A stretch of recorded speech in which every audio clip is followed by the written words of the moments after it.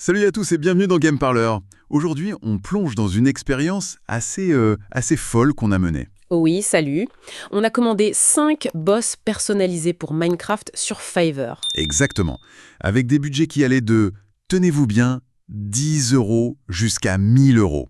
L'objectif, c'était de voir si l'argent fait vraiment la qualité pour ce genre de création sur mesure. C'est ça. On avait des critères précis pour chaque commande, histoire de pouvoir comparer un minimum. Mhm. Il fallait un rituel d'invocation spécial, tu vois, pas juste un œuf. Ouais, un truc un peu scénarisé. Voilà. Puis des mécaniques de combat uniques, un boss qui soit un peu un challenge, quoi, pas un punching ball. Logique. Et bien sûr, un look personnalisé et un loot, une récompense sympa à la fin. On cherchait un peu la perle rare, la création qui sort du lot. Tout à fait. Et cette exploration, ça soulève des questions intéressantes sur la valeur sur ces plateformes de freelance, non? Carrément. On s'attend logiquement à ce que plus tu payes, meilleur c'est. Mais, spoiler alerte, ça n'a pas toujours été le cas. Ah ça, non. Alors, rentrons dans le vif du sujet. On commence par les plus chers, souvent les plus attendus. Vas-y. Les déceptions d'abord, ça met en appétit. Bon, alors, le Pharaon, 1000 €, le budget max. 1000 €, on s'attendait à un truc de dingue. Eh ben, le design était correct, juste correct. Pas moche, mais pas incroyable non plus. Ok, et niveau gameplay? Très très basique. En gros, il te fonce dessus et il tape. Voilà. C'est tout? Pour 1000 €?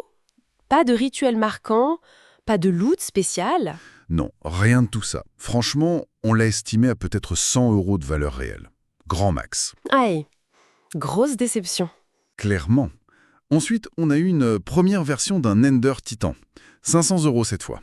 La moitié, mais ça reste un budget conséquent. Oui, le design sur le papier était prometteur. Plus complexe. Et en jeu? La catastrophe. Bourré de bugs, mais surtout, il était passif. Il ne faisait rien. Ah non. Le boss ne se battait pas. Non. Il restait là, immobile, donc injouable. Valeur estimée, allez, 10, peut-être 50 € pour l'effort de design. C'est terrible. Un rapport qualité-prix désastreux. Donc voilà pour les gros budgets. Pas très glorieux. C'est frappant quand même. Les investissements les plus lourds ont donné les résultats les moins fonctionnels ou les moins intéressants. Exactement. Ça montre bien qu'il y a parfois un vrai décalage entre le prix affiché, qui peut être basé sur plein de choses, et la compétence technique réelle du créateur. Tout à fait. D'air attention, tout n'était pas négatif. Passons aux autres. Et là, il y a eu la grosse surprise. Ah, j'attends ça. Le bloc volant. Commenté pour 10 €? 10 €. Sérieux? Oui, 10 €. Alors, le design, c'était hyper simple. Un bloc avec une texture qui vole. Minimaliste donc. Voilà. Mais alors, les mécaniques de jeu, Dis-nous tout. c'était brillant. Le boss avait plusieurs phases, des attaques variées, il s'adaptait, c'était super dynamique, intelligent, franchement un gameplay génial. Incroyable. Pour 10 €? Oui, on a estimé sa valeur réelle, en termes de travail et d'idées, à au moins 500 €. C'est fou. Le moins cher était le plus innovant en gameplay. Carrément. La preuve que l'argent ne fait pas tout. Ensuite, on a eu une copie de l'Ender Titan. Encore lui? Oui, commandée chez quelqu'un d'autre pour 50 €. Pour voir. Et? C'était une copie. Toujours buggé, passif, peu d'intérêt, 10 € de valeur, pas plus. Ok, sans surprise là. Et enfin, le dernier, le Wither Skeleton Rose. Commandé pour 100 €. Un budget intermédiaire. Exactement. Et là, très bonne surprise aussi. Des mécaniques avancées, plusieurs phases bien distinctes, des effets visuels sympas, un comportement unique. Ah, enfin un truc solide. Oui, vraiment réussi. Pour le coup, on a estimé sa valeur à 1000 €. Un excellent rapport qualité-prix pour 100 € dépensés. Donc si on résume, le plus cher, 1000 € était décevant. Le suivant, 500 € était cassé. Le moins cher, 10 € était génial niveau gameplay.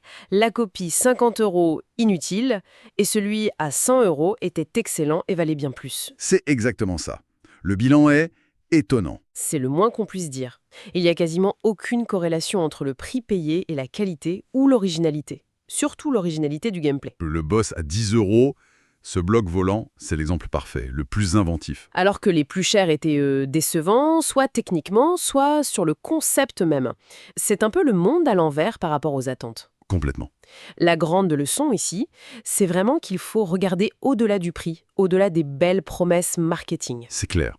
La vraie compétence, la créativité, l'étincelle, elle n'est pas forcément là où le budget est le plus gros. Ça met en lumière ces créateurs, peut-être moins chers, moins visibles, mais passionnés et qui maîtrisent leur sujet. Des pépites cachées, quoi. Voilà.